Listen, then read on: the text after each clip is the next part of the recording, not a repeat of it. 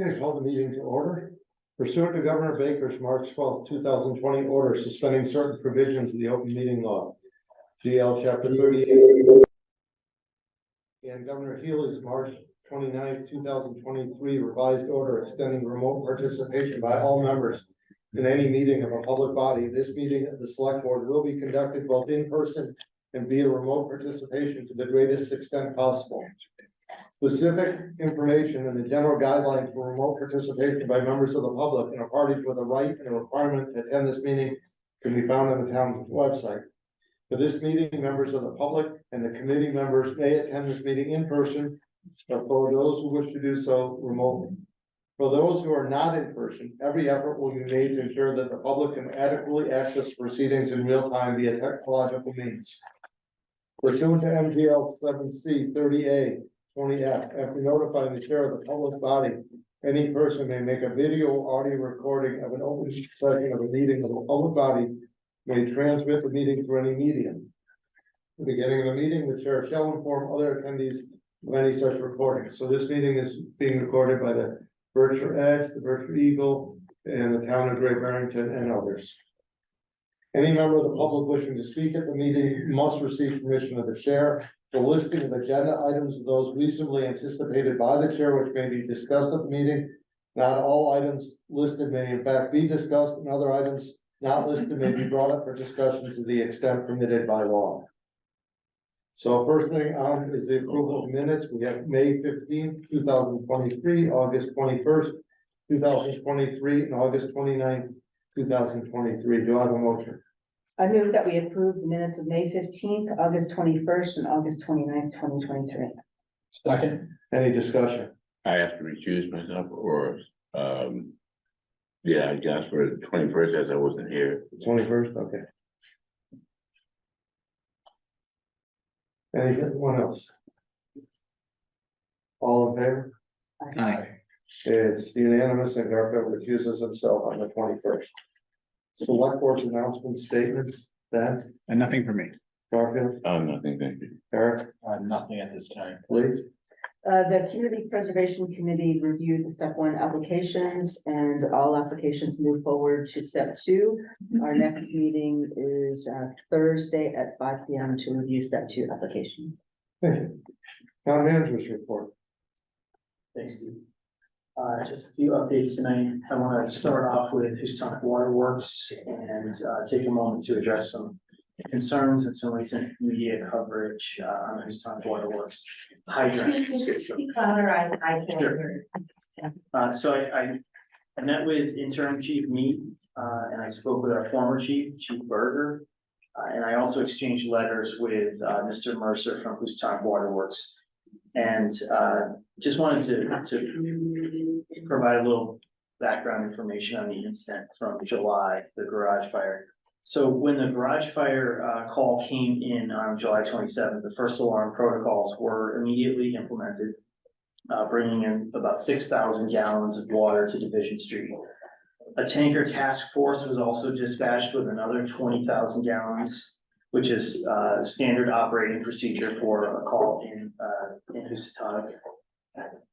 So the fire was quickly extinguished and that prevented any fire from spreading to the house. So but the point I really want to make is that our fire department was prepared, and at no time was there any shortage of water. The hydrant that was actually used that evening was, from what I understand, used after the fire was extinguished to refill tanks. So now that we are aware that there are certain service hydrants in the system, and those hydrants, those service hydrants are only used for flushing the system. That information will be shared with our firefighters, it'll be shared with our officers, and it will certainly be noted in our response software on each of the trucks. Also, the service hydrants have been properly marked since that incident, and you'll now notice there's a ring on each of them, noting that they are in fact just service hydrants, and that was done by Housatonic Waterworks. And then we'll be meeting with Housatonic Waterworks representatives soon to open the lines of communication now that our new fire chief is on board, and make sure that we have clear lines of communication going forward. So Last thing I wanted to mention about Houstonic Waterworks, this evening is that this board will be meeting an executive session on Wednesday, the 13th, this coming Wednesday, to continue our strategy sessions with our attorney, and that agenda is posted and up on our website now. Michelle, you have a question? Just, Yeah. okay. Michelle Lavere, 70 Division Street. I happen to live across the street from where this fire occurred. And the fire hydrant in question is on my property, right in front of my property. My husband, as a matter of fact, we're the ones that called it in initially. And we were right there at the fire and it was not extinguished right away. We were right there. I have it on video. I also have a video where the garage, there's flames coming out of the garage and 2 firefighters trying to get water out of the hydrant. That being said, interim chief Mead did an excellent job. He was there first on the scene. This isn't about the fire department not doing their job at all. But the tanker wasn't there immediately. And it was a raging fire. As a matter of fact, contents in the garage started to explode when my husband and I were there. And the heat was so intense, we had to go across the street in the field.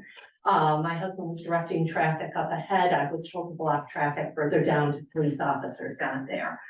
But the auxiliary fire tankers weren't there for quite a while. Our tanker was there, of course, it takes a while to get there. Our tanker was there. And then the auxiliary tankers from other towns came up, but the 2 firefighters were struggling to get water out of that fire hydrant.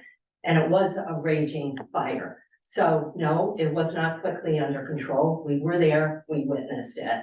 And that was not due to the fire department not knowing what it was doing or anything like that. I believe it was logistics. But as a resident of Division Street, I lived there, born and raised there. My parents always thought that was a working fire hydrant. I personally am appalled the town of Great Barrington did not know which hydrants were fire hydrants, which weren't. My husband and I were scared to death. Mr. Mercer also said during his meeting, there was a working fire hydrant on Division Street. And if anybody knows, Division Street is from Park Street, 183, all the way up to Alford Road, okay? On my section of Division Street between Taft Farms and North Plain Road, there isn't another fire hydrant. My husband and I walked it the other day. There is a fire hydrant next to Granville House on North Plain Road. So I feel our fire safety, we're scared. Not only are we have inadequate water to drink or do our clothes in, we feel our homes at risk now, if not our lives. Thank you. Quick, Michelle.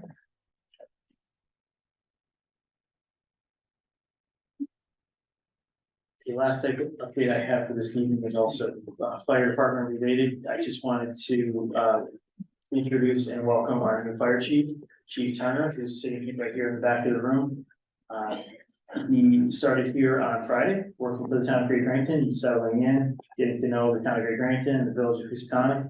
He has 29 years of fire service experience, most recently serving as the chief in Three Rivers, Mass, and he'll be in at some of your upcoming meetings from time to time just to share department updates. Future, so welcome, Chief. Welcome. Glad to have you. Thank you. That's all I have. Thank you. We're gonna move one new business item up. Need a motion to appoint Abby Schroeder to the Historical Commission. So moved. Second. Any discussion? Abby's here if anybody has any questions. All in favor? Aye. It's unanimous. Congratulations, Abby, and thank you for joining. Thank you very much. Licenses and permits, the Guthrie Center request for a 1-day beer and wine license on September 22nd, 2023, from 8 p.m. to 11 p.m. for a concert at 2 Van Duzenville Road, Great Barrington. It's in there. Yeah. If you want to just tell us what you're doing on that day, that would be wonderful. A little free advertising too. Yeah, hey everyone, this is Mo Guthrie from down at the Guthrie Center. I hope you all are doing well. On September 22nd, the Guthrie Center will be hosting the Black Legacy Project's first stop of their album release tour. The project is produced by Music in Common and is a musical celebration of Black history to advance racial solidarity, equity, and belonging. Much of the recording for this album actually took place at the Guthrie Center, and we're just very excited to have them back.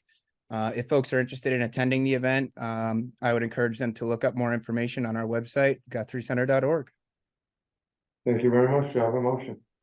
I make a motion to approve the Guthrie Center's request for a one-day beer and wine license on September 22nd, 2023, from 8 p.m. to 11 p.m. for the concert at 2 Van Duesendahl Road in Great Barrington. Second. Any discussion or questions? All in favor? Aye. It's unanimous. Good luck. Thank you all very much. Public hearing, special permit application from Michelle Mackey, DBA Midori's Garden LLC, 920 Main Street, Great Barrington, for a marijuana cultivation and manufacturing establishment in an industrial zone at 920 Main Street. The application is filed in accordance with sections 3.1, 24C 13, 7.18, and 10.4 of the zoning bylaw. I need a motion to open the public hearing. I make a motion to open the public hearing. Second. Is there a motion and a second? Roll call vote. Ben? Aye. Garfield? Aye. Eric? Aye. Lee? Aye. And I, it's unanimous. An explanation of the project, please, and introduce yourselves. Sure. Excuse me. My name is Michelle Mackey. I'm the owner and founder of Midori's Garden, and the project is basically, I am a property owner in Great Barrington, 920 Main Street, with my husband Joe is here, and we want to start a cannabis cultivation, outdoor cannabis cultivation business. So it'll be a tier 1, ultimately no larger than tier 2 outdoor cultivation. We have about a half acre of our 17 acres that we'd like to fence in order to cultivate cannabis. It'll be outdoors, so we'll just have one grow season. And the only processing that will be done will be processing for tinctures, ethanol-based tinctures. There will be no permanent structures required. We've already been to the other town committees such as the planning board, the conservation committee, the board of health, to make sure that we are in line with all of the zoning and all the requirements and their concerns. All that has gone positive so far. The property is industrial zoned and it meets all the buffer requirements. And we had the community outreach meeting on July 26th. We were able to hear questions, and Garfield was there, hear questions from like a few of our butters. They've all been notified as is required by law as well. And we have really designed everything to be as ethical and as possible. It's our home. We live here in Great Barrington too. And equity is really important to me. I am a social equity applicant through the Cannabis Control Commission of the state. I'm also a Black woman. I have narcolepsy, so I'm disabled as well. So from that standpoint, it checks the equity box, but also I'm really excited about the positive impact. I want to be one of the first, if not the first, cultivation business to have a labor peace agreement. I've already been in talks with the union that supports cannabis cultivators in the state. If you have any questions, I can answer. I think those are the main points that were raised. I was kind of expecting a full presentation tonight because it's a special permit. Oh, okay. Like you did at the Holiday Inn. Oh, I'm sorry. This is a board that gives a special permit, so we would be the ones who should see the full presentation. All right. Because you can't assume that everyone here, they may have read it, but you should really, and for the public to see. Okay, sure. I can go over my slides right here. I have them printed out. I also have all the information submitted in the documents to the select board. If you wanted to go a little more detail, that would be helpful. All right, sure. So the total fence inside is about a half acre. That's precisely 320 by 80 feet. There will be at full capacity 2 high tunnels. The high tunnels are measured 30 by 96 feet. So it's outdoors. The high tunnels are temporary structures. So like they're planted dirt in the ground. The high tunnel provides extra the better environment for them to grow outdoors because of we live in Massachusetts and it's a tropical plant. Because of that growing method, it is really environmentally sound. We have solar power on the property, and also obviously it's using the sun. We'll be installing rainwater harvesting as well. And we've already talked to the town about maybe like water use concerns, but they were not concerned about projector water use. And as I mentioned, there were no permanent structures needed. The high tunnel is not a permanent structure.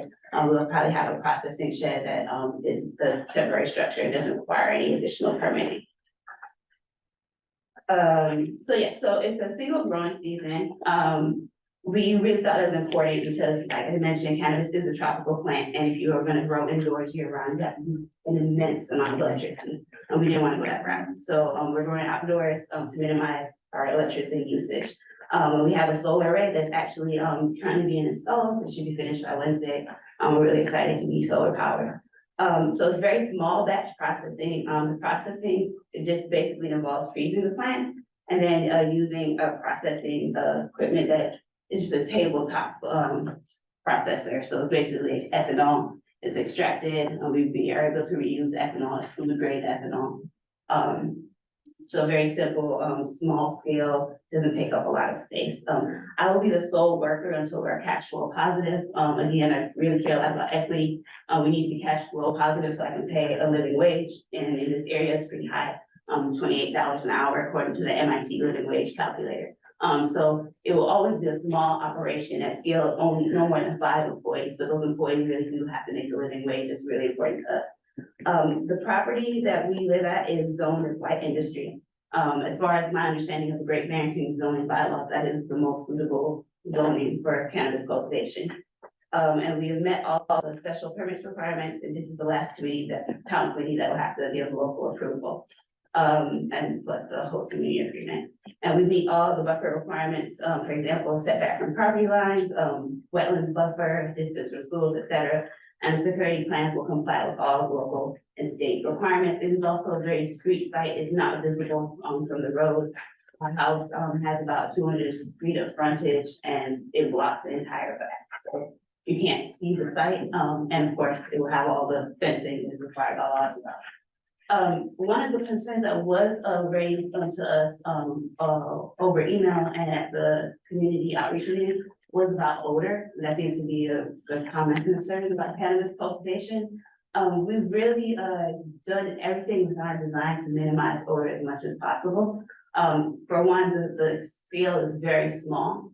If the plants, there's only going to be as many plants as could fit in the high tunnels. And the distance from the neighboring properties also limits the ability for it the smell to get there. We have tree coverage on both sides of our property, and then we have the house in the front. So there's many natural barriers and windbreaks that will prevent the odor from getting there. Furthermore, just because of the way the plant grows, the odor comes during flower, which is burning like just this time of year, September to when you harvest it, usually not later than the 1st or 2nd week of October. And there have to be a few factors in order for the smell to volatilize enough and spread. It needs to be a hot summer day. It needs to be like, the heat and then the sun and then the wind to actually blow in the direction. So for all those things to line up, I think it's very unlikely that it will be a nuisance to anyone around us. So we could talk, if you have some more questions, we can go into more specifics about that. But yeah, so specifically, it's a 20 to 25 day time frame where we think it's possible to even smell the plant, but we're very confident that it won't be a nuisance to any of our neighbors.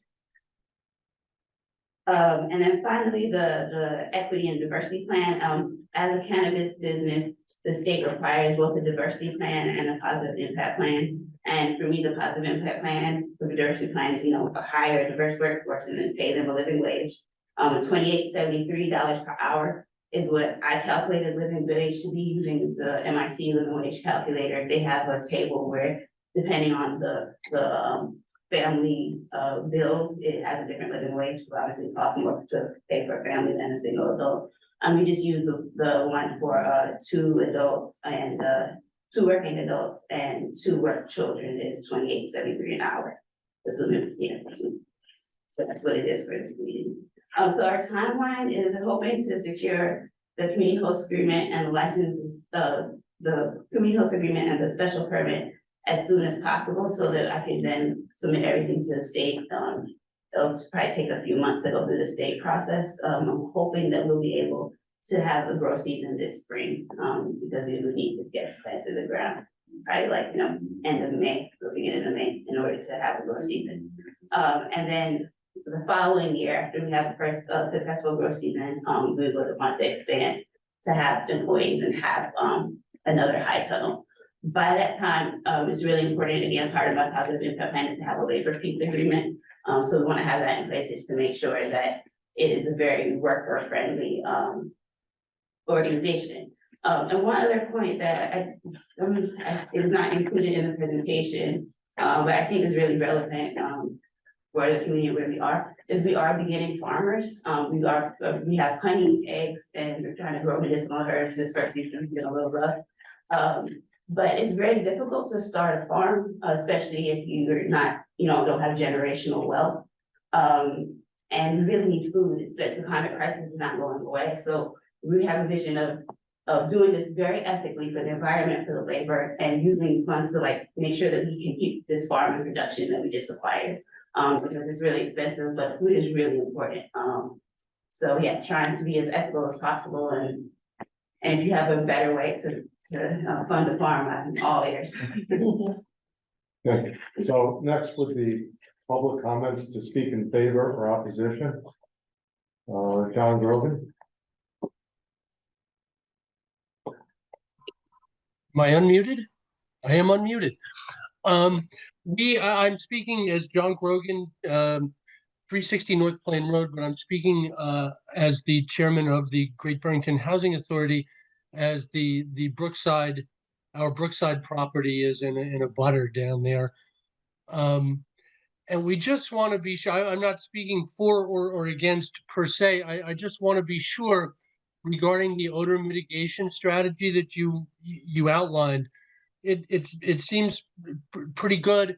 I just wanted to be sure that our residents have some recourse if it doesn't work, or if there is still a significant unpleasant odor. Can you speak to that, or is there anything we can do? It would be nice to have a plan in place that, if you start taking complaints, we can do this or this or this. That's mostly a process plan, and what I'm gonna ask for when it's time for the selectmen to speak is that we hire an odor control expert to look at this, to make sure that this is going to the best of our ability. This is, it's in a fairly densely populated area, so that we will make sure that we mitigate, that the odor is mitigated as much as possible. Because once a special permit's given, it's very hard to do much about it. It's not impossible, but it's much harder. Right.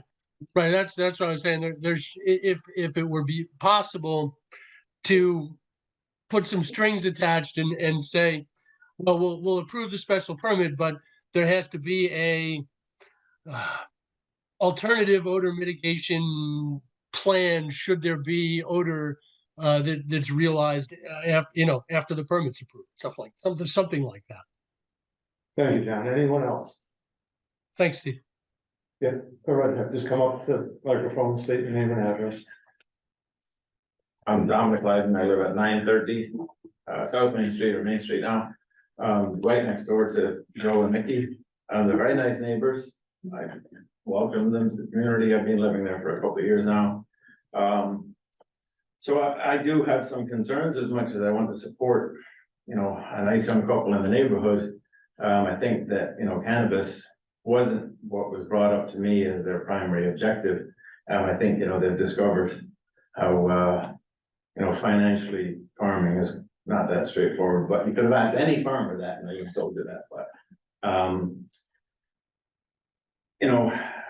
I have little kids, they have a child, the pediatric development center is right next door. There's a lot of new children at the new, whatever it's called, apartment buildings there. And cannabis isn't a neighborly activity. Growing cannabis isn't a neighborly activity. It's not particularly something that the community involves themselves in. Farming might be the activities with farming. So I'm a bit concerned about that, because it's, from an equity standpoint, it's only equitable for you, but I know not equitable for the community, equitable for the neighbors. So, as much as I hate to go against the initiative, I am against it. Thank you. CDC of Southern Berkshire, if you allow yourself to talk, give your name and address, please. Thank you. Hi, this is Carol Bosco Bowman. I'm the Executive Director of the Community Development Corporation of South Berkshire. and we are on Railroad Street in Great Barrington. I just want to say first, I'm having trouble hearing Mickey when she speaks. If there's anything you can do about that. I can hear the others. Thank you. So the CDC co-developed the housing that's adjacent to this property. And thus far, the Mackeys have been good neighbors, and we have every reason to continue to believe that they'll do so going forward. And as a nonprofit with a dual housing and economic development mission, we're interested in this small business being successful. It represents so many things that we hope to support. But we are not 100% confident in their proposed odor control plan. And as John mentioned earlier, we'd like to see a clear and actionable odor mitigation plan in the event of the failure of the primary plan. And we would support this business with that secondary achievable odor control plan in place. Thank you. Thank you very much. Michelle, go ahead. Michelle Bear, 70 Division Street, I'm Nikki as well, by the way. And to reiterate what other people said, you seem like a lovely couple. And this is definitely not a tier 10, tier 11 fulcrum project going in a neighborhood.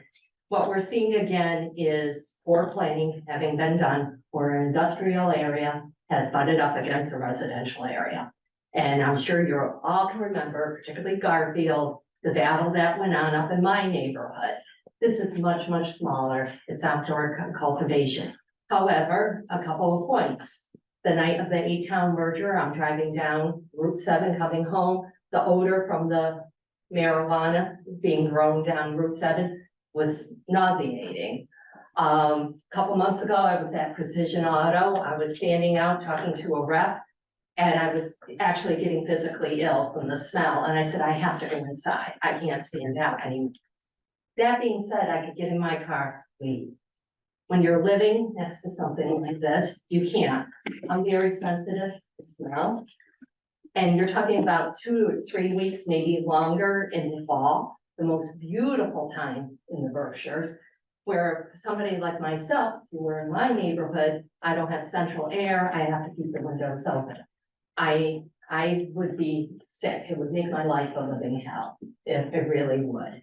And I'm like other people, I feel bad about saying this, but odor is a huge problem.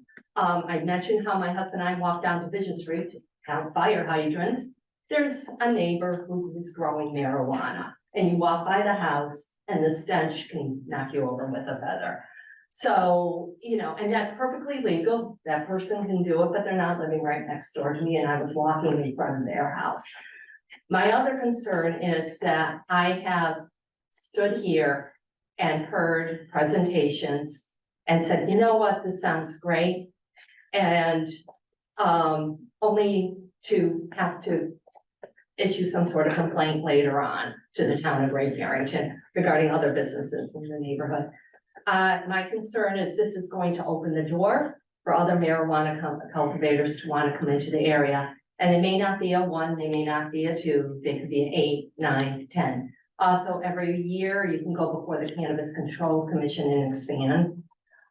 So right now I'm hearing level 1, level 2, but what if you buy more property, maybe in my neighborhood, and you want to go on? So the odor is going to be a problem. I come down 102 in Lee and coming from Lenox, many times to go to Big Y, you could smell it up there. It's just enough. It's just enough. We have the retail shops, and I don't mind John Smith growing a few plants, and I'm a product of the 60s and 70s, and that sort of thing. But I think it's enough in Great Barrington. Again, I feel Great Barrington's just going a little too far. But I just want to say I really like these people, and I just feel bad to have to speak about the odor, but they will benefit. But if it was next to my house, my life would suffer. So we have to take that into account. Drew Weiss. Trying to get in line or just playing up? Just get in line. It's no Okay. big deal. I do go every other one. I go online and I'll go in person. Drew Weiss, you're unmuted. You can speak. State your name and address. My name is Drew Weiss, and I don't live in Great Barrington, but I am a member of the staff of the United Food and Commercial Workers, and I have been talking to Mickey just as a contact. So if you're not part of their presentation, this is for Great Barrington. He's involved with the positive impact. Okay, so you're involved with that. Okay, Yeah. go ahead then. Yes, so to the positive impact plan, I have been in contact with Mickey about this as somebody who works for the labor organization. The Midori's Garden would be sort of a first like this in our side of the state. It would bring a new standard essentially to the way that a dispensary or anything similar to it is set up. And it will keep good jobs in the community by keeping resources in the community. If people in Great Barrington, right, are employed there and are incentivized to work there for more time than at, say, a non-union shop, which on average, through the government's own figure, or the federal government's own figures, makes around 20% more at a union shop as opposed to a non-union shop. And I think it's also important just to mention that it only gives the people who would work there the chance to decide for themselves if they want something like that. Thank you. Thank you. Whoever was next. Hi, hello everyone. Can everyone hear me, folks online as well? Go ahead. Okay. Hi, everyone. My name is Amal Hussein, 31 Blue Hill Road in Great Barrington, taxpayer, new resident, first time here, very excited. Here to support this lovely woman, this lovely couple. But really, I mean, Vicky's the star of this show. This beautiful, fantastical, equitable cannabis cultivation farm thing or whatever. For me, I just like the innovation, with not only paying people well, but a living wage, the rain harvesting, the kind of intentional consideration for environmental needs and limiting it to just a single outdoor grow season. I mean, the amount of electricity, cannabis cultivation that's year round use is ridiculous, as you all are aware. Just the thoughtfulness with all of the peace agreements, land agreements. I mean, I don't know if anybody has spent time on their incredible website. I would encourage you all to check it out. She's put together an incredible list of FAQs, as well as kind of all the kind of innovative thinking behind what she is trying to achieve with this project. I'm a Black woman, for those who can't see me. Tax-paying Black woman from Great Barrington, and I say yes to this project, and I say yes to more equitable and innovative and, just kind of organizing within Great Barrington and the Berkshires as a whole. So thank you. Thank you. Next would be Kathy Couch.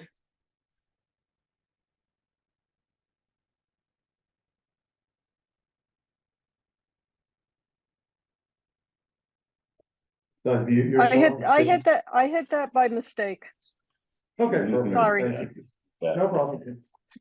Hi, Donna Jacobs, 260 Park Street, Great Barrington. I read the proposal. I can't pretend to understand the complexities of the project, but in listening to the project and having read it, I think there are certain elements here that it behooves us as a community to really take under consideration and take seriously. With all of the industrialization of cannabis cultivation in the area and the dispensing of it in the area, and lots and lots and lots of money being made in that industry, it just seems to me that why should we favor large industrial cannabis farming and say no to a small-time farmer who simply needs a cash crop to support their farm?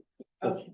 And that's all I say, and we need to look a little more deeply into what are the criteria for deciding who gets to start growing cannabis and who doesn't, and why. I would hope that we would elect the humanitarian, the ethical, the environmentally conscious considerations that our proposers have presented tonight, and I say yes. Thank you. Okay, seeing no other hands. No, there you go. I didn't see it there. You're right there. Go right ahead. My name is Sandra Ashni. I don't live in Great Barrington, but I farm in Sheffield and I'm a partner, gonna be partnering with Minnie and her farm. As a fellow Black female farmer, I agree. I just wonder, and I'm very curious about why there are funds that are allotted to large industrial businesses and not to a small Black female farmer who has not only a mission for equitably and not equitable, but sustainably farming, consciously farming, and bringing a new sort of awareness to how we relate to plants in general.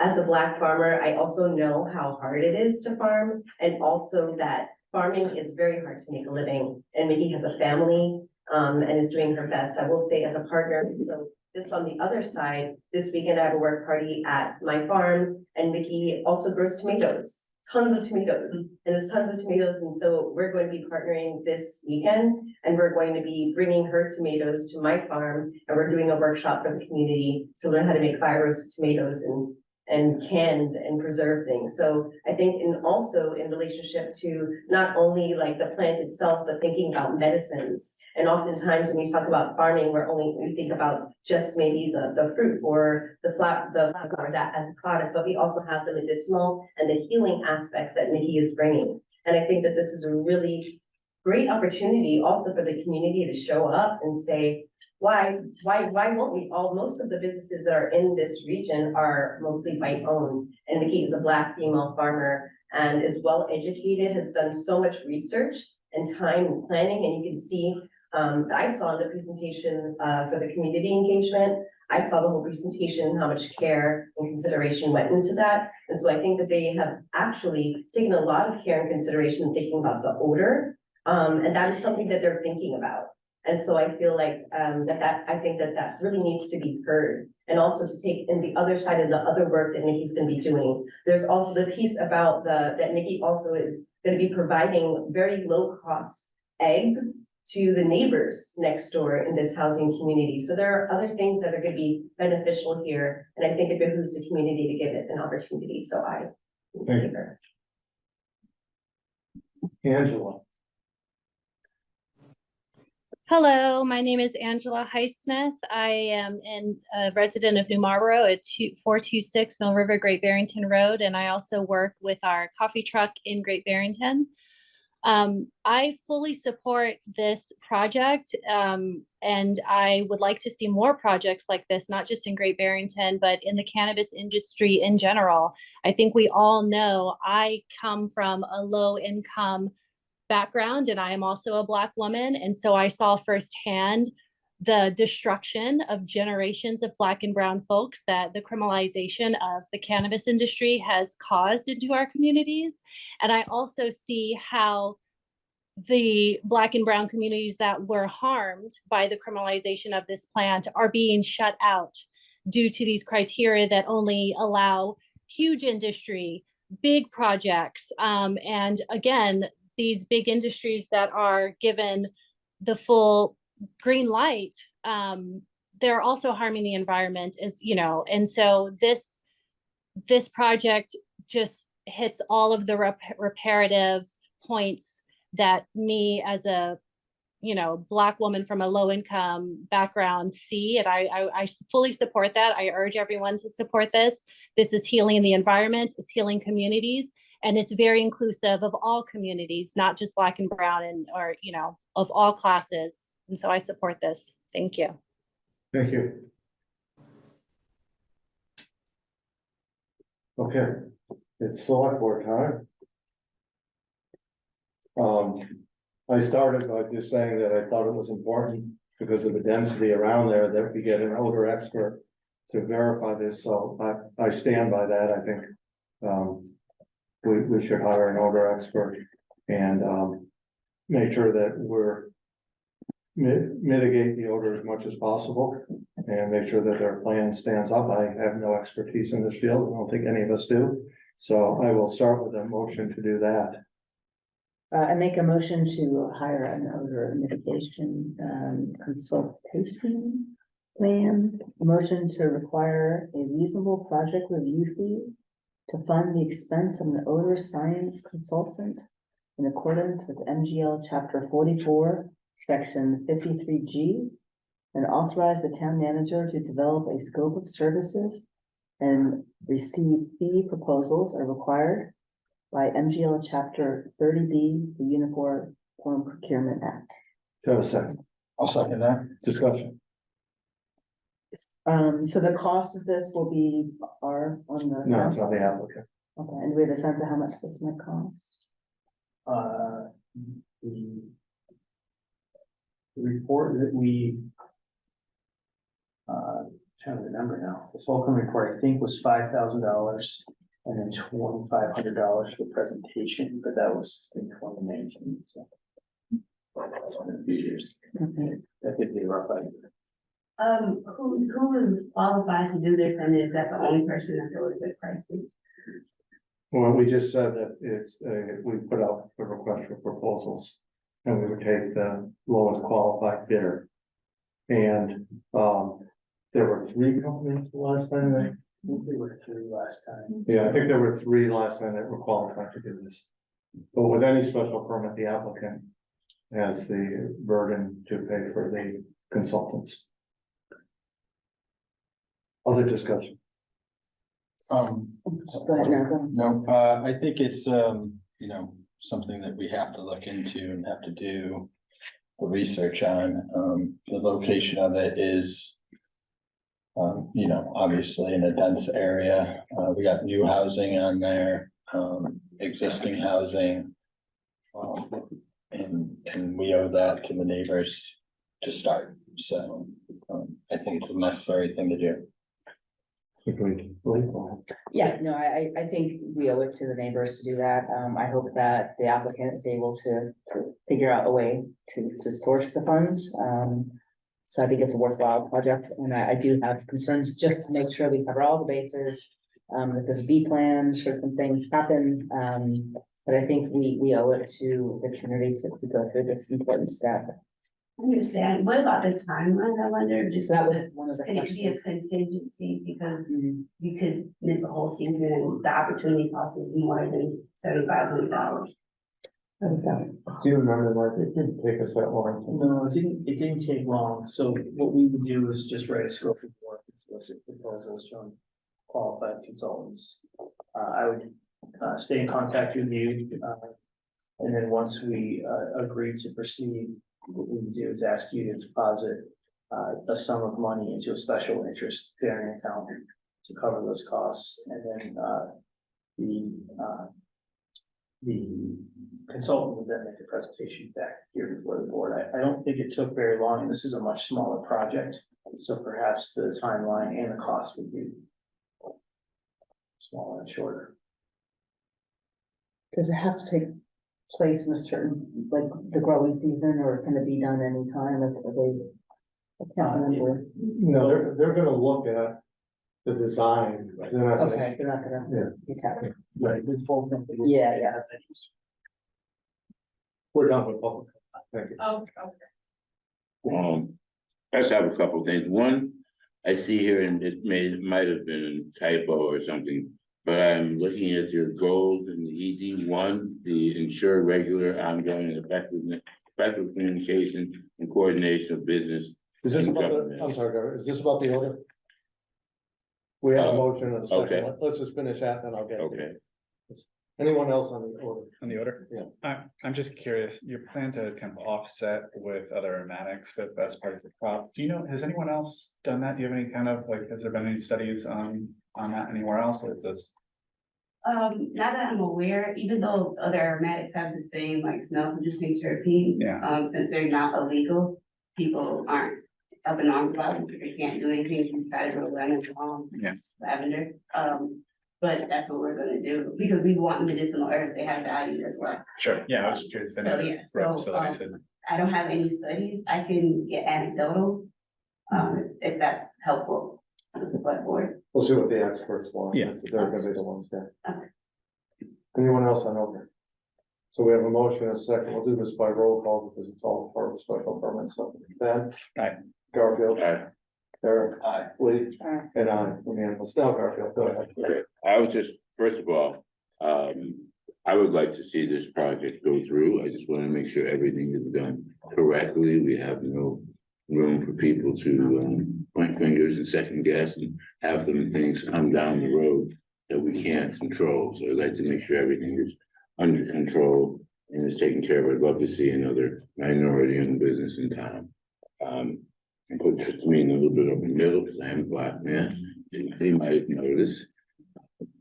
So I'm also on this board and I have to make sure I'm making a sound, fair judgment. So I do want to make sure we cross all the T's and dot all the I's. One thing I've noticed, and it might have been a mistake, there's a part in here where I started to read, where you spoke with the building inspector, Shep Evans. He is not our building inspector. So did you speak with him or does this have to do with something else? Yeah, I've spoken to both the building inspector and Chef Evans. I got their names confused. This typo, I'm sorry. But the building inspector was the one that supported a year ago when we were just developing the plan. I was initially looking at greenhouses and he told us about hoop houses. So did Chef Evans have anything to do with, it doesn't have something to do with? These are conservation. So he also told us and saw the site. Yeah, so both of them have been instrumental to cut it out both of them. Good. Anyone else? Comments or questions? Where you So go? I unfortunately wasn't able to make it to the public comment, the presentation, but I'm curious about the residents across the street. I know John Grogan had some questions, but did any of them come and ask questions or concerned Yes, about? Nan Wild came out and someone else, and I'm forgetting the name. So were their concerns primarily odor, or did they have like traffic discipline? I think initially they were curious. Okay. And they just wanted to see, and they've been supported ever since. Nan is out of town right now. Yeah, I guess, partially procedure questions, Yeah. partially questions, for the applicant. So with this, laid out plan, I see, one hoop house to start, no electricity to start, and then eventually a second hoop house, I guess. With that in mind, as we're moving forward in the special permit, somebody brought up that you can expand it from the 60C. So as we're laying out this special permit, if it was to move forward or not, in the special permit, can we put in restrictions? Like right now it says, zero lighting to be used.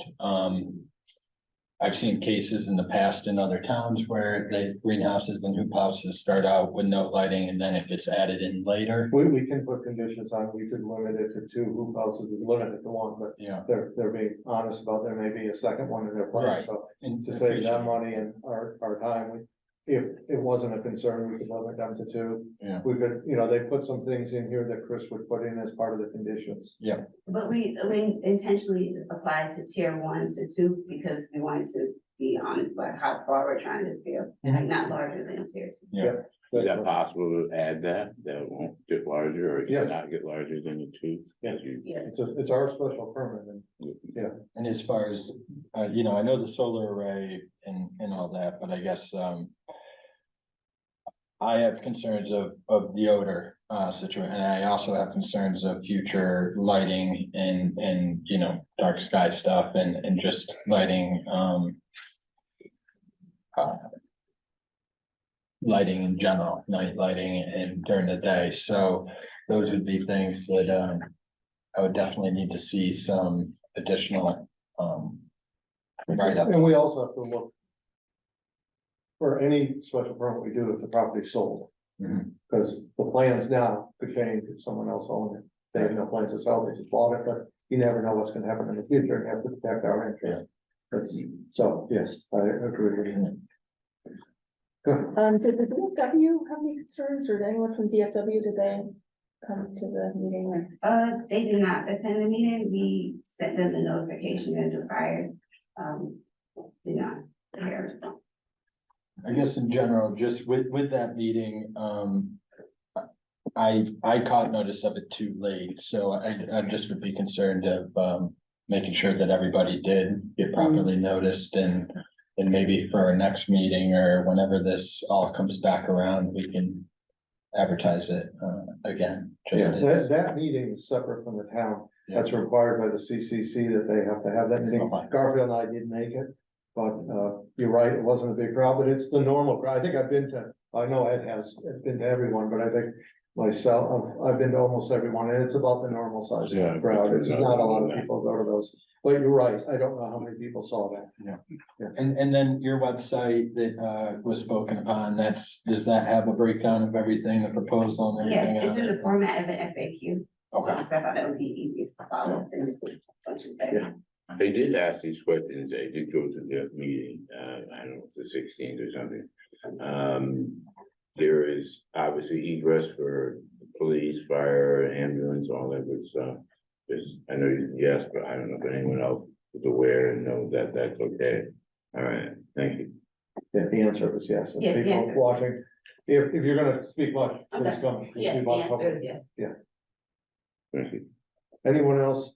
So now a little bit of a process here.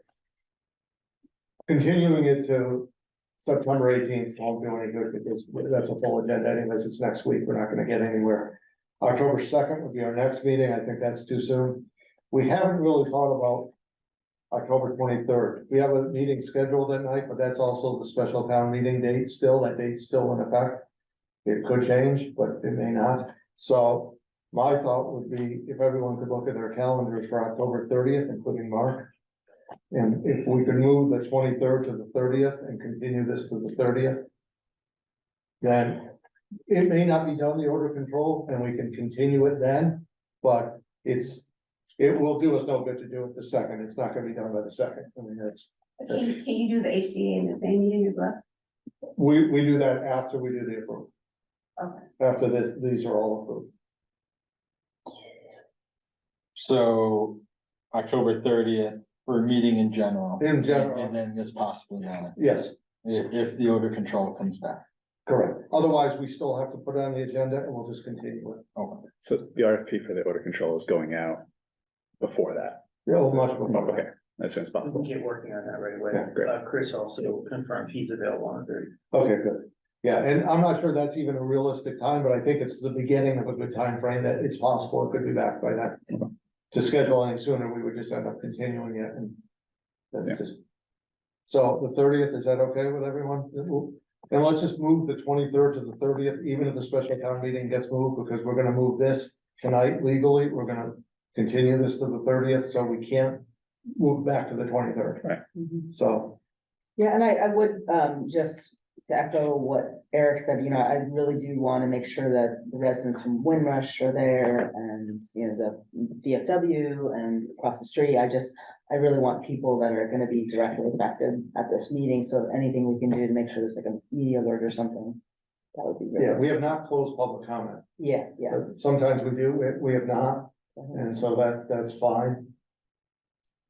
Because it is very dense and I just want to make sure everyone's aware of this. I'd like to hear everyone's input. Just getting my calendar, so anyone else on the select board?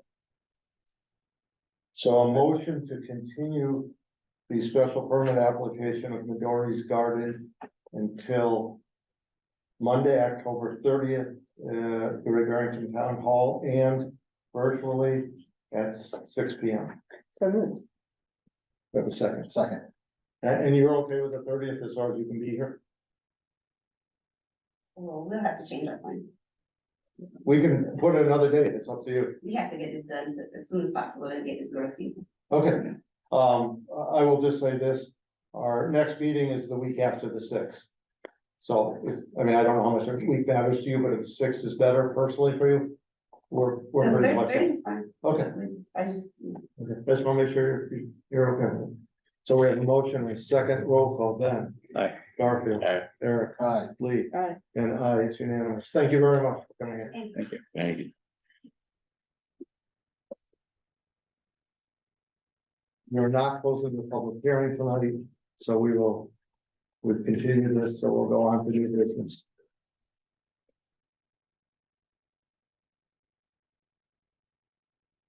Digital equity and internet for all, presentation from Berkeley Regional Planning Commission staff of the state's internet equity planning for everyone to have access to high quality and affordable internet service, devices, skill training, and digital support. ERPC is joining us as a panel. Hi, everyone. How are you? Good, how are you? Good. Good, good. I'll try to move through this pretty quickly because I actually am supposed to, at a certain point, get on a call for the Dalton Select Board. So I can share my screen. Is that right? Yes, please. Okay. All right, so I'm going to move pretty quickly through a project that is very close to starting. There's actually an article in the Eagle today about work being happening in North County, but what you may not know is that actually BRPC is working in 14. We're going to be working in 14 communities throughout the Berkshires, including 6 in South County, among them Great Barrington. And you are part of a larger group of a South County cohort, Great Barrington, Lee, Lennox, Sheffield, Stockbridge, and West Stockbridge. We're just waiting for the contract to be signed with the Massachusetts Broadband Institute. Chris Rumbold and Mark are familiar with the project. And some of you may have received some emails from me inviting you to a Berkshire County regional listening session that's happening on Wednesday from 3 to 5. You can participate virtually in that, if not in person in Pittsfield. I'm just going to move through this quickly. So this whole project, the background for this project is federal funding through first the BEAD Act, which is infrastructure funding around infrastructure deployment and adoption in all 50 states, particularly in, again, in rural communities and places that are totally unserved or underserved by broadband. In Massachusetts, that means that we're going to be receiving about $5 million to develop a 5-year action plan. This is all happening through MBI, not through me and BRPC, just so you're clear.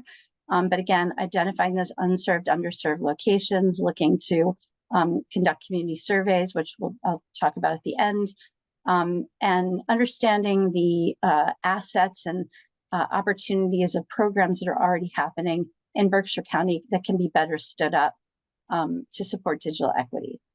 The second part, again, is the Digital Equity Act. So while we think about the first part, the BEAD Act is talking about infrastructure, Digital Equity Act is really more about skills, affordability, the ACP program, Affordable Connectivity Program, some people may have heard about. And again, making sure that the least connected folks in our communities, often that's seniors, people with disabilities, low income, BIPOC communities, that rural are not left out and further hurt by the digital divide.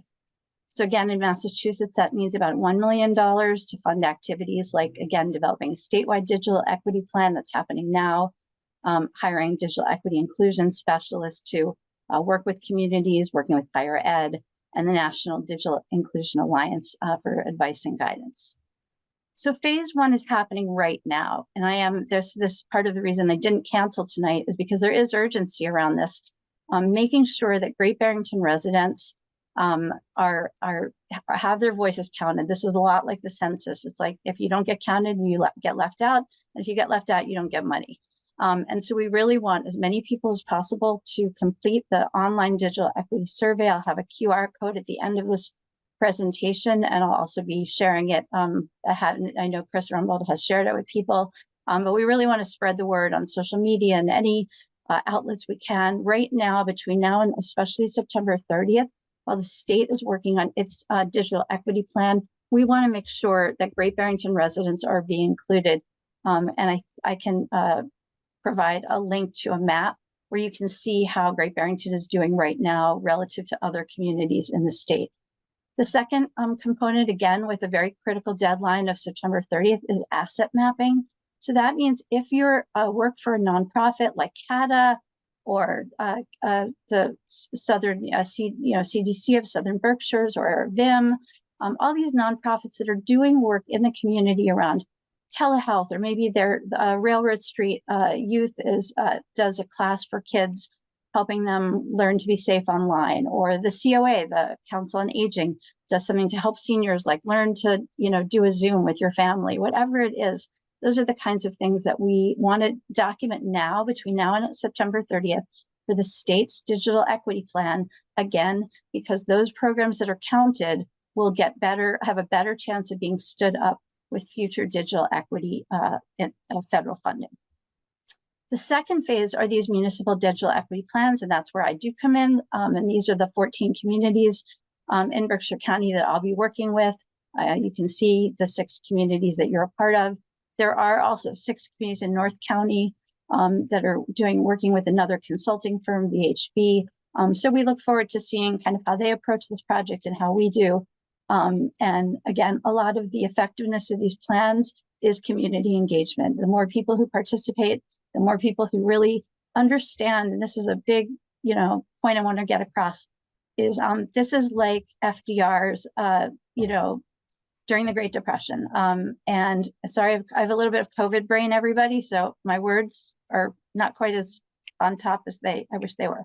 But essentially, this is like one of those once in a generational kind of thing. Think of it like electricity, think about it like telephone, making sure that your community has the high-speed fiber that it needs for the future is absolutely critical, and why we should not be casual about the federal money coming down right now. So this is part of the municipal digital equity planning. Again, we're looking at internet availability, affordability, device access, excuse me. And one other thing, digital skills, which will be, again, surveying people, doing focus groups, having conversations. I'll be at the farmers market soon. So you'll see me tabling there, giving out surveys and so forth. The third phase is digital equity partnerships. For this, BRPC is a partner to Bay State Health in closer to Springfield. For that, we are really a partner to them where we're going to be, this is kind of where I want to say like the pedal hits the metal or the whatever hits the road, because I can't, my words are not here. Where essentially that is like, we are going to be doing digital skills classes, and we are going to be, not me, but people will get selected to do digital skills classes and COAs and libraries and after school programs. And we will be looking at, can we bring high-speed free Wi-Fi to downtown Great Barrington? That's something that was put forward before. It hasn't happened. This might be the opportunity for it to happen. Digital literacy classes at senior centers, etc. So we are partnered to Bay State. They are going to be, we're going to put out an RFP to find that partner, that local partner in South County and Central and North, who will be that person, that organization on the ground doing ACP signups for those people who are eligible for affordable connectivity, lower internet costs and don't have it, and for all these other things. So that's phase 3. I kept this short, so questions. And then this is the QR code. If you are watching online, if you are in the room, if this QR code is big enough for you, you can point your phone to it right now, and it will take you to the online digital equity survey that the state is putting out now and that you can take. If this is not on the screen for long enough, or it's not big enough for people to see, we will share it and encourage the town to share it on their social media pages so that people can fill it out as soon as possible. And I will stop my share. Okay, go ahead. We have a question from the audience. Just state your name and address again, please. Hi, my name is Amel Hussein, 31 Blue Hill Road. Hi, Wiley. I just wanted to say thank you so much. This is incredible. I'm actually a software engineer and a huge digital literacy nerd. I'm really I was thinking to myself just recently, how can I help pick the town of Great Barrington, how can I give back time? And I was thinking to teach digital literacy for free to seniors, and I was like, well, too bad. But anyway, so A, how can people get involved? Are you looking for volunteers? I would like to. And B, I'm just curious, given that there's so many seasonal homeowners here, do you think that's going to impact the survey results? Or, I'm just curious, do you have a strategy for kind of maybe assigning ambassadors for neighborhoods to I'm just curious, how are you planning to engage it? And then also, when that people are not here all year round, is that going to impact you negatively? Yeah. So we're waiting for the contract with MBI to be signed, and that will sort of, unleash the horses or whatever. Love how I really can't find the words right now. But we will unleash the dogs. Maybe that's it. And we will have a kickoff event at which we will say, hey, as many people as possible come to this kickoff event, especially leaders, people like you, and we will say to them, do you want to be an ambassador to this project? Do you want to be a digital equity champion? We are putting some money in the budget, I believe. I'd have to look at the contract language again, but I'm pretty sure that we have put in money to actually compensate people for showing up every 6 weeks to be part of these digital equity kind of planning conversations and ambassador relations, because we need more people on the ground than me and 1 or 2 other BRP staffers to help make this successful. Yeah, no, absolutely. And I think it would be really great to engage some folks that are like really experts in marketing and, see if you can get like a marketing committee up and running, because that'd be I really awesome. think we could do a lot of fun marketing where we could have like a tally and show people how we're doing on results if possible, or, whatever it is. And I think there's lots of And ways I to engage. can, yes, and actually I'm going to put in the chat. Is this it? I will send it. This is not the one I wanted, but there is a The chat is broadband. not on. Oh, The chat sorry. should not be on because of the open meeting law. Can you hear me now? Yeah, I said the chat should not be active because of the open meeting law. Oh, I can't put it in the chat. Okay. Exactly. But there actually is a map right now where you can see how Great Barrington is doing relative to the whole state, but by community. I will tell you. I can share my screen. Yeah, I don't know if I can pull it up this quickly, but I can try. I'd like to see it. Oh, okay, yeah, that'd be great. Well, I mean, I think there's also just like so now how do we get people seeing that and, in a regular way, or, so there's a lot of fun things that we could do, but I really think this is really, really important, and I can't like understate your initial opening statement, Wiley. Like, this is like necessary. We're already behind. Yeah. And like America's already behind Asia on infrastructure, and the Berkshires is behind like the rest of Massachusetts, like on infrastructure. So we're like double, triple behind. And it's really important that we get the infrastructure that we need to not only plan for the people that are going to be here, but I think as the climate crisis progresses, I think this is one of the blue zones that will probably have a lot of people coming from Florida and California to, to come and live here. So infrastructure is really important. So like, it's like, whatever we can do to get. Yeah, totally agree. And I'm sorry that I can't access the map that I want, but I will make sure that people get it. And just email, I'll just share my email again. It's very easy to remember. It's wgoodman, GOODMAN @berkshireplanning.org. Just email me tomorrow morning. I'm totally happy to start to get you into this process. Unfortunately, I started listening to a great podcast, the Community Bits podcast, Broadband Bits podcast that's put out by the Institute for Local Self-Reliance, a national organization. It's great. And if you listen to even a few episodes, you'll realize how really verklempt, use my Yiddish, this whole process is in a lot of different ways. In the sense of the state is writing their digital equity plan before we're doing our municipal plans. I wish that were not the case, but it's the case. And again, no fault of MBI. There's a speed demon behind this whole thing. So while all the things that I'm super excited to do in Great Barrington and with the other communities in South County are super important, unfortunately, the next 20 days to get as many people as possible doing the survey and getting organizations to fill out that asset map online, and we can help you with that, is just super important, because that is that sort of first level of the state being able to write to the feds and say, okay, here's our big picture need. Thank you. Any select questions? Go ahead, Luke. So thank you very much. This is exciting. I mean, connectivity is key, and this is just, it's amazing. So thank you. I just took the survey as you were talking, and it's Thank easy. you. And 5 minutes. so kudos to you. Yeah, it is 5 minutes. Just curious. Will this have an effect on the fact that we don't really have a lot of choices in terms of internet providers? And I mean, is this completely different? There's the $1 million question, and I don't have a good answer for it yet. I honestly don't. It's very complicated. I understand that we are living in this sort of spectrum monopoly kind of world. To the best of my knowledge, and I am learning this myself in real time, I think this is going to have to be, again, lots of communities coming together as a force, together pushing back with Spectrum, put like the last mile program.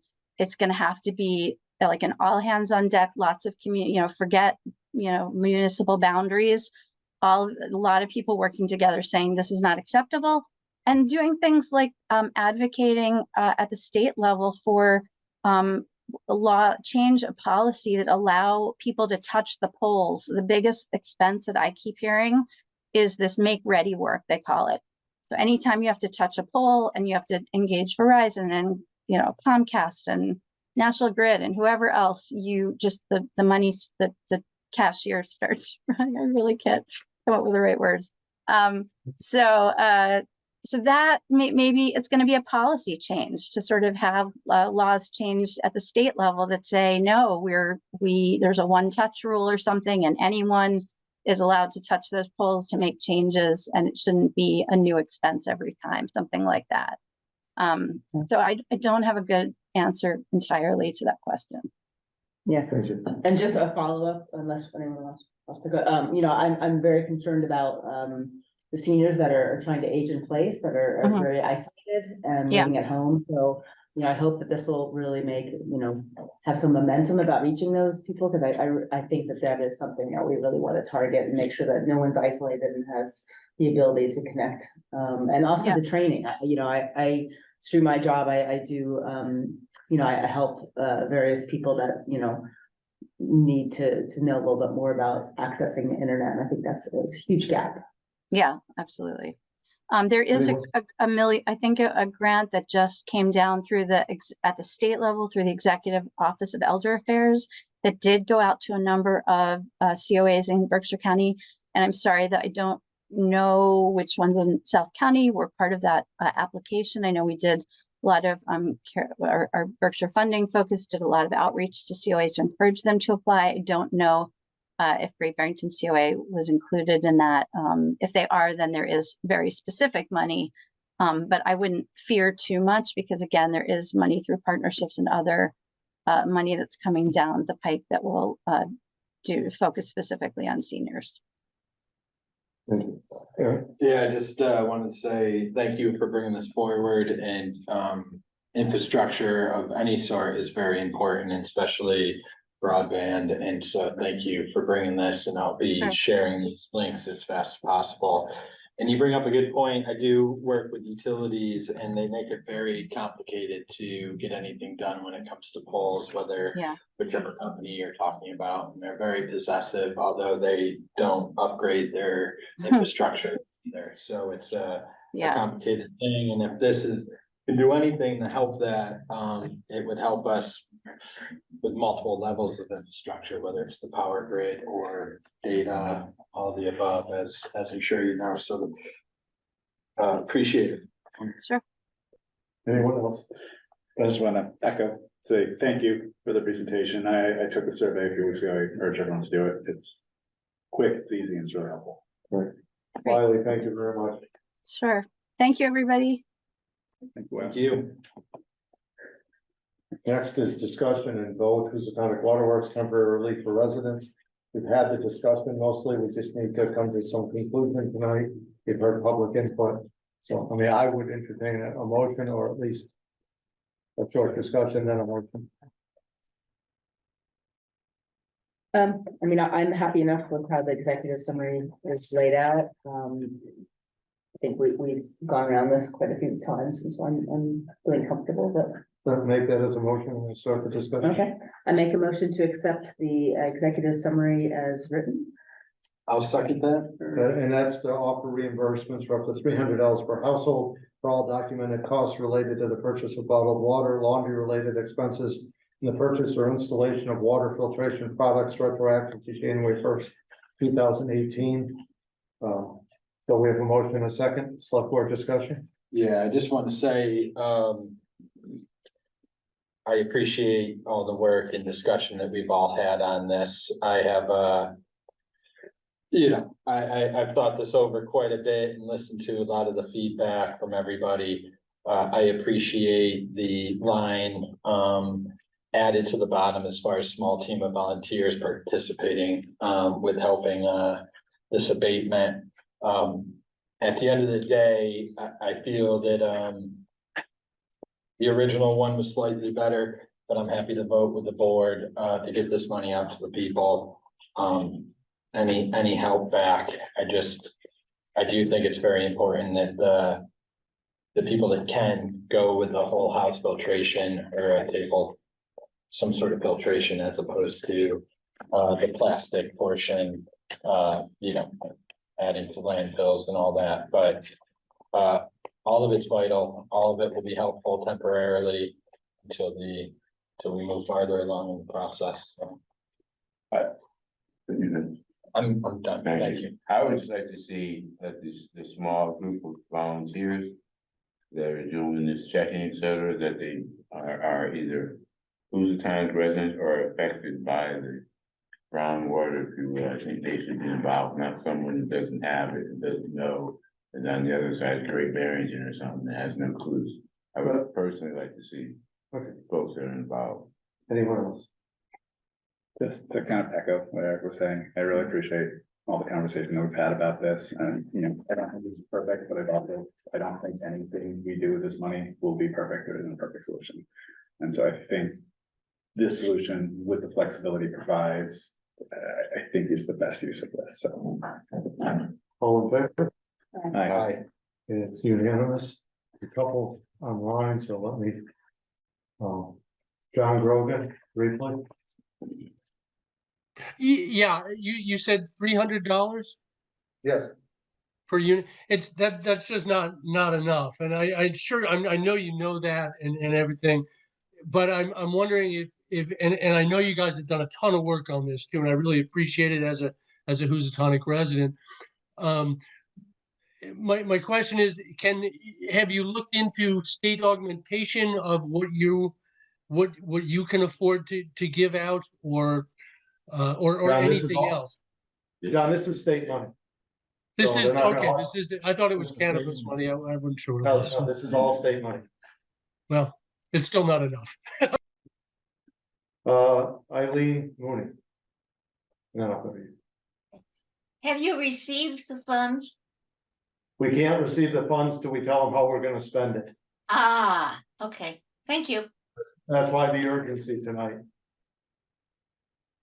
Go ahead. Okay, hi, Donna Jacobs, 260 Park Street, and I don't want to be a problem, but I did try to do the whole house filtration system. My house was built in 1890. A lot of homes in Housatonic are older, and I haven't been able to get a map of the lines that connect my house to the water service delivery. And until I do, I can't install the filtration system because I've got to turn off the water and I've got to perhaps replace the line that connects me to the main line. It's not broken, but if we start to fool around with it, it could be broken and it could cost a lot of money. So I've opted to continue doing this, which means I'm rationing because it goes really fast, okay? And I started saving these, but I can't find them. So here's my administrative point. If we're going to be asking people to present their slips for water administratively, I think it's going to be very hard for people to come up like me with their slips for the water, for the receipts. And I think we should just give everybody a $300 grant. And even though it may not be enough money, I think that it speaks to the fact that the Housatonic residents, water work ratepayers have been suffering, and that this is relief that speaks to that. It's an admission, it's an acknowledgement that the town supports this community. And I think it is consistent with stopping the rate hike, because it's sort of a contradiction to raise the funds, to raise the cost of the water that we can't use. As of a month ago, we're still told don't drink it. And the burden is still kind of intense. So I say grant the $300 per household per ratepayer and be done with it, and just make the statement, we support you. It's not enough money, but it is a token of support, and we'll support you the rest of the way. Right. So We don't go close. Yeah. There's no public, there's no public. I feel entitled. Go right ahead. Kathy Regan from Housatonic, and one of the concerns with this, I mean, you know, any money for people is fantastic, but I don't think there's enough education going out with this. Because really, anybody that I spoke with is not aware, very few people are not aware that it's not just a drinking problem. You know, that the HA5s are absorbed dermally, they're inhaled. So anytime someone takes a shower, I mean, these are carcinogenic substances that have been in the water since 2001. And there's nothing being told about that. And, you know, we have whole house filtration, but because the water's so gritty, we feel like it's overwhelming in filters most of the time, and we're probably being polluted in between, you know, even because we have to change the filters constantly, much more than recommended. So it's thousands of dollars to properly filter your home. And I think there's going to be a lot of people, we just sat in on the Board of Health meeting this past week and asked some questions about it. They didn't seem aware, or if they are, they didn't seem to indicate they were, nor have they talked to any residents about the issue. So people are gonna get this check, run out, and maybe get some, you know, Brita water filters, you know, so they can pour and think they're drinking clean water and they're clean and safe.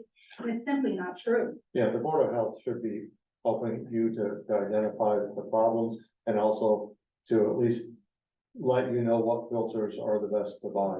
Exactly. There needs to be much more guidance in this. Otherwise, people are getting a false sense of security. And, you know, and it's not just brown or unpleasant. I mean, we're talking cancer agents here, you know, it's serious. So that's one thing. And just on another note, I was wondering if you guys are going to be intervening by the deadline tomorrow? Yes. Okay, great. Thank you. Because I heard Stockbridge is, the Attorney General is, and then you will be as well. Yes. At West Stockbridge, do you know? I think they will be, but I'm not positive. Okay, great. Thank you. You're welcome. Hi, my name is Kevin Regan. I live in Housatonic. Also, I'd like to reiterate the fact that people should not get a false sense of security, that this $300 is going to provide them with any kind of filters that can potentially filter out this carcinogen. I think that's not even a Band-Aid. Someone says like Scotch tape on the problem. So I think that's got to be definitely put out there. Since 1998, when they had the gas pool in Housatonic where we live, we've been researching this more than a lot of people that even are involved in, even with the University of Connecticut Environmental Hospital and school down there. And it's really, really serious how you can absorb it from not just drinking it. So $300 is not going to solve anything. It's not going to provide any kind of filtration. And I think if people even invest in a more expensive filter, it's got to be certified to deal with this. And that's a lot of research that people can't afford. So I think those are all considerations we got to deal with.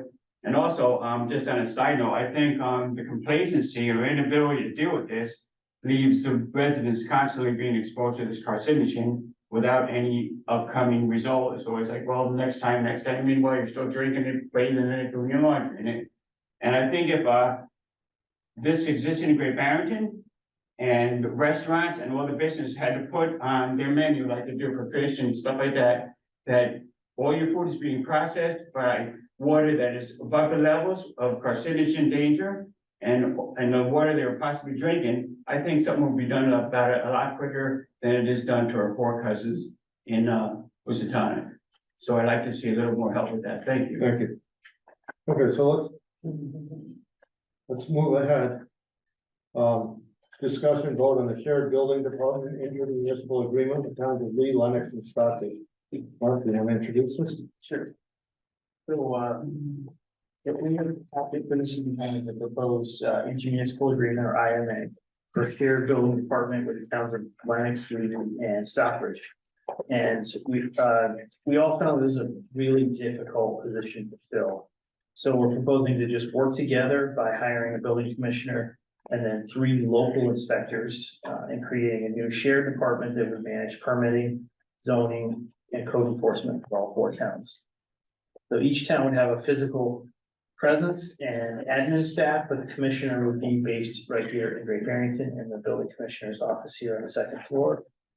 The commissioner would focus on the more complex matters, commercial construction, zoning, and then the local inspectors, the 3 local inspectors would primarily focus on residential permitting. So the costs or allocations would be determined by the percentage of permits issued annually in each town. So it'll be a bit of a moving number each year. This year, Great Barrington would be responsible for 32% of the total costs. Lennox 26%, Lee 24%, and Stockbridge 18%. And that 32%, just to put a number to it, is about $110,000. So the initial term of this agreement, as you can see in the draft, is 3 years. And I just wanted to mention that the town of Lee approved this agreement last week. And I recommend this board do the same, so we can begin on October 1st. The towns of Lennox and Stockbridge have this on their agendas for September 13th and September 14th. Do I have a motion? I make a motion to accept the shared building department intermunicipal agreement with the town of Lee, Lennox, and Stockbridge. Second. Discussion. So Mark, just a quick couple questions here. The 32% you say equals roughly 110,000 per based on a year. Yeah, the total budget, salary budget would be $345,000. And that's based on, I understand that, that's based on 4, basically a commissioner and 3 locals. Correct. And in that number, is it also office staff based on that? No, we did not include administrative staff in this agreement. Yeah. Each town right now currently has administrative staff. Okay. So we decided to leave the administrative staff out of it just to make it as simple as possible. And so oh, sorry, go ahead. So then with that basically, and I know there's pay differences amongst it, but it's 4 new employees. And is that just their base salary? Is that benefits and everything calculated into that? The 345 is base salary, it does not include benefits. But which section it is? Article 5. Mhm. And the intermunicipal agreement, we, as 4 shared towns here, when I say we, I mean, we'll be sharing not only the cost of the base salary, but health insurance, workers' comp, life insurance, professional development, post-employment liability, and any other applicable benefits offered to Great Barrington employees. Yeah. It will be basically broken down in those same numbers, I guess is what I'm asking, like all those other benefits will be broken down Exactly, yearly in yes. those same numbers, I guess. Yeah, what I'm- this. Long game we're trying to get to, I guess. Yeah, exactly. This agreement that's in front of you tonight is the exact, or very similar to the agreement we used for the shared HR program. Yeah. And these are not new positions. It's reallocating how we're doing. Right, no, they're existing positions, but I guess there's technically, in theory, gonna be more heads, more spots, so. But it is divided over 4 towns Yeah. instead of just. Just us, right, and then also just that fact, so those numbers as they, Lennox has an extremely busy building year. Numbers obviously can change, and then those numbers also change, not only for their salary, but the retirement side and all those other benefits. Right, and that's what I meant by that 32% would be a bit of a moving target, because it really is based on percentage of building permits, so one community has a really Robust, aggressive year, yeah. they're gonna pay more for it. Yeah, okay. Anyone else? So we have a motion, we have a second, all in favor. Aye. It's unanimous. Right, Thank Mr. you. Early. Discussion and vote on the 2024 select board meeting schedule. Do I have a motion? I make a motion to accept the 2024 regular meeting schedule as presented. Second. Any discussion? All in favor? Aye. It's unanimous, thank you. Can speak now? I just had a comment, I know that the Herculean cat you guys had of you with the building department, all that changes going on, so good luck with that. But in the meantime, I had a question, I called up the town clerk regarding some building considerations. And she couldn't give me anybody I could talk to because Ed has gone out. Do you guys have any recommendations on for situations that are currently happening until this all gets resolved, who would I talk to, or what do I do? No, if you don't have an active building permit in town, unfortunately, we can't really answer. I have an active building from that, a question about something, and so. You do have an active building? Yes, I don't know who I talk to then. So if you have an active building permit, you can request an inspection, a framing inspection, footing inspection, whatever you need. But unfortunately, we don't have a physical presence here, and we won't until October 1st. Okay. So October 1st, and then maybe would somebody from one of the other towns be available to ask questions or, answer questions or anything? If it's a state code question, Yeah. perhaps they would answer them for you. Okay, that's what it is. Thank you. Well, good luck with that, guys. It's a big project. Thank you, yes, it is. Michelle, go ahead. Michelle Louvier, 17 Division Street. I wanted to talk about the Division Street Bridge. As I had mentioned earlier, my husband and I, we walk back and forth. Most of the people on the street do walk back and forth to Taft. So there's quite a bit of foot traffic. Walking towards Taft Farms from where I live on Division Street, it's not a big deal. You hit the bridge, you got the sidewalk, there you cross over, you keep on going. Coming back is a whole other story. So you're coming back, I'm heading to my house towards Route 41. So the sidewalk's over here, there's no sidewalk here. So there's no crosswalk, that's what I'm requesting, a crosswalk. Because if you're standing there, cars do run the red light. You might as well not even have a light there, they're running it. So you're trying to cross, you have cars right here, if they're stopped for a red light. You have to be careful because other cars are coming across the bridge. There's no crosswalk, so you have to get over on the other side, walk the sidewalk, then cross again. It's probably the worst possible places you can cross. We need a crosswalk there. There's a lot of foot traffic. I'd like to know why there isn't one there. As a matter of fact, we can pull out of the parking lot, that's the canoe launch there. It states right there, you only can make a left-hand turn. So there's safety for those cars to pull out because you wouldn't be able to pull right. But for pedestrians, there's no safety. So We'll suggest it to Joe. yeah, and I would really like it, some select board member would go there and take a look at the bridge and see for themselves. My other, Is there, at that location, are there sidewalks on both sides? no, Okay, so we've had this come up before, and I don't wanna speak for Joe, he should address this, but we've had this question come up before, and to install a crosswalk, it has to connect two sidewalks. We can't install a crosswalk to nothing. and is that state? Or is that? Yeah, Joe can explain it better, I'll ask. All right, and just so you know, when I walk, I just walk across the bridge now. Cause I the way it's safer for me to, and those cars can just wait, I'm not that big. So I would like to see if it's all possible the state reference. Yeah, I think If that Joe, can be given to I just made it out. Because it's totally unsafe. My other issue is, I understand September 7th, there was a roundtable regarding affordable housing, am I correct? There was Senator Marks sponsored it. Okay, I saw it was here, but I also did not see any promotion about it, that it was. Senator Marks' office would be the one we should contact. Okay, all right, because pretty upset about that, because I feel certain people were given a venue to support their initiatives, which may be coming up on the warrant for the special town meeting. Thank you. And there wasn't a venue for anybody else to say anything about it. Thank you. I didn't get an invitation either, so don't feel bad. I didn't get an invitation. Hi, Kathy, this is Tonic again. I just wanted to make one more point kind of about the Tonic order and the notice to intervene, and just an important point that we came across as residents.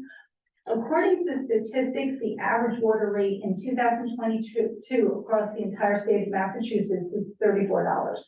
We're already paying a bit more than that. The state with the most expensive average water rate in the entire USA is West Virginia at $91. Now, the Mercer's current request for a raise would put us ahead of literally everyone in the country on average. So, the residents don't feel like we need to be responsible for the continuous promises of things being fixed and nothing happening. And I recently had a conversation with the DEP and, you know, the head of the water division for our area, and he clearly pointed out to me that what's being requested and what was approved is an experiment. So essentially, you know, our money's supposed to go into an experiment that may not work. So I just, you know, just back to the average water rate, that was kind of shocking to me to think that if the rate goes through, that we're gonna be paying more than the national average for literally every single state in the entire US. So I hope that's really taken into consideration. I don't think the residents feel like they should even be paying what they're paying now, let alone paying more for water that doesn't meet legal safety standards. So thank you very much. Tonight's meeting, we had 7 panelists, 19 attendees, and at one point, I think there were 10 in person. Was an estimate. Select board, Ben. Nothing. Garfield, Eric, I'll start, thank you. Lee, nothing for me. By unanimous consent, we're adjourned. Thank you, everyone. Thank you.